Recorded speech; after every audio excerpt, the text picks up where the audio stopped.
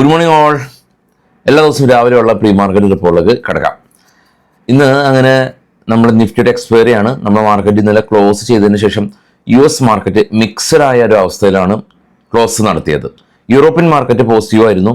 Globally uncertainty നിലനിൽക്കുന്നുണ്ട്. കാരണം China ആയിട്ടുള്ള ഒരു സ്റ്റീൽ താരിഫിൻ്റെ ഡെഡ് ലൈൻ ഇന്നലെ വൈകിട്ടോട് കൂടിയിട്ട് തീർന്നു.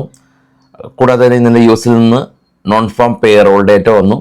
അതിനുശേഷം ജെറോം പവലിനെ ട്രംപ് വിളിച്ചു വീണ്ടും ഇൻട്രസ്റ്റ് റേറ്റ് കട്ട് ചെയ്യണമെന്ന രീതിയിൽ വീണ്ടും പുഷ് ചെയ്തിട്ടുണ്ട്.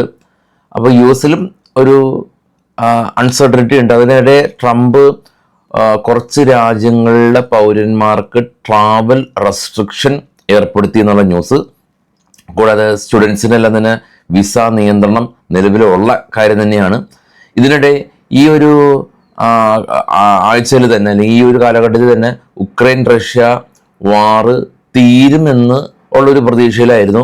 ട്രംപ് അതിനെല്ലാം തന്നെ മുന്നിട്ട് ഇറങ്ങും അല്ലെങ്കിൽ അത് യുദ്ധം തീർക്കുമെന്നുള്ള അദ്ദേഹത്തിൻ്റെ പ്രസ്താവനകളെല്ലാം തന്നെ ഇപ്പോൾ അതിൽ വലിയ പ്രസക്തിയില്ല. കാരണം കഴിഞ്ഞ ദിവസം നമ്മൾ കണ്ടതാണ് യുക്രൈനിൽ നിന്ന് ഡ്രോൺ റഷ്യയിൽ പ്രവേശിച്ച് ഏകദേശം 20ഓളം ഫ്ലൈറ്റുകളെ അത് ആക്രമിക്കാനായിട്ട് പറ്റിയത് റഷ്യക്ക് വലിയ നാണക്കേട് ഉണ്ടാക്കിയ ഒരു സംഗതിയാണ്.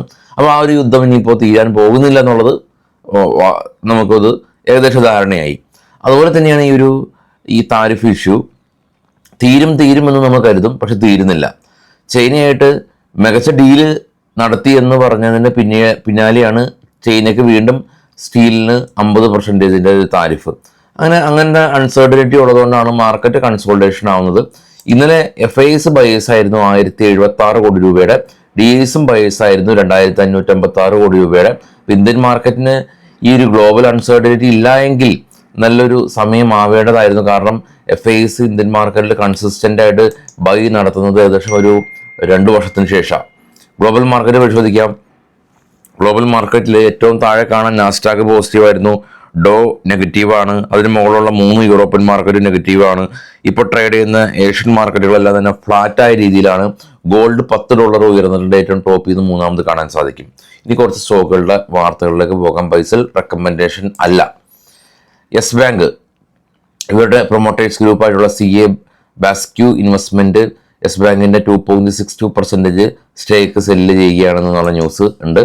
വേദാന്ത കമ്പനി ഇവർ റിന്യൂവബിൾ പവർ എനർജി കപ്പാസിറ്റി ഉയർത്തുകയാണെന്നുള്ള ന്യൂസ്. ഡയമണ്ട് പവർ കമ്പനി ഇവരുടെ പ്രൊമോട്ടേഴ്സ് ഗ്രൂപ്പ് 6% സ്റ്റേക്ക് ഓഫ്ലോഡ് ചെയ്യുകയാണ് എന്നുള്ള ന്യൂസ് ഉണ്ട്.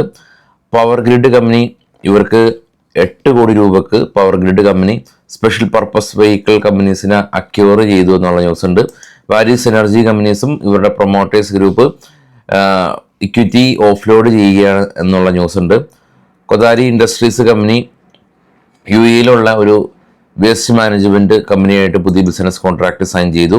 ന്യൂജൻ സോഫ്റ്റ്വെയർ കമ്പനിക്ക് $2.5 മില്യൺ ഓർഡർ ലഭിച്ചു. പ്രാജ് ഇൻഡസ്ട്രീസ് ഇവർ പരേഖയിൽ ഇവരുടെ പുതിയ ബിസിനസ് ചെയ്യുകയാണ്. അപ്പോൾ അതിന് വേണ്ടിയിട്ട് ജോയിൻറ്റ് വെഞ്ചർ അവിടുത്തെ ഗവൺമെൻറ്റായിട്ട് സൈൻ ചെയ്തു. NTPC കമ്പനിക്ക് 1000 മെഗാവാട്ടിൻ്റെ സോളാർ പ്രൊജക്റ്റ് ലഭിച്ചതായിട്ടുള്ള ന്യൂസാണ് ഉള്ളത്. നിഫ്റ്റിയുടെ എക്സ്പയറിയാണ്. വോളറ്റിലിറ്റി എക്സ്പെക്ട് ചെയ്യേണ്ട കാര്യം തന്നെയാണ്. ഒരു ട്രെൻഡ് കൺഫേം ആയിട്ടില്ല. 2 രീതിയിലേക്കും അൺസർട്ടനിറ്റി ഉണ്ട്. അതുകൊണ്ട് തന്നെയാണ് മാർക്കറ്റ് മുന്നോട്ട് പോകാനായിട്ടുള്ളൊരു ശക്തി ഇല്ലാത്തത്. ഇന്നലെ ഒരു പോസിറ്റീവ് കൺസോൾട്ടേഷൻ ആയിരുന്നു. ഇന്ന് നിഫ്റ്റിയുടെ എക്സ്പയറിയാണ്. നിഫ്റ്റി വളരെയധികം വോളറ്റിലായ ഒരു അവസ്ഥയിൽ ഈ എക്സ്പയറി ബേസ്ഡ് ആയിട്ടുള്ള ട്രേഡുകൾ എല്ലാം തന്നെ കുറച്ചും കൂടി സൂക്ഷിച്ച് എടുക്കേണ്ട ഒരു കാലഘട്ടത്തിലാണ് ഇപ്പോൾ നമ്മൾ നിൽക്കുന്നത്. വൈകിട്ട് 7 മണിക്ക് വിശദമായിട്ടുള്ള പോസ്റ്റ് മാർക്കറ്റ് എത്താം. Thank you.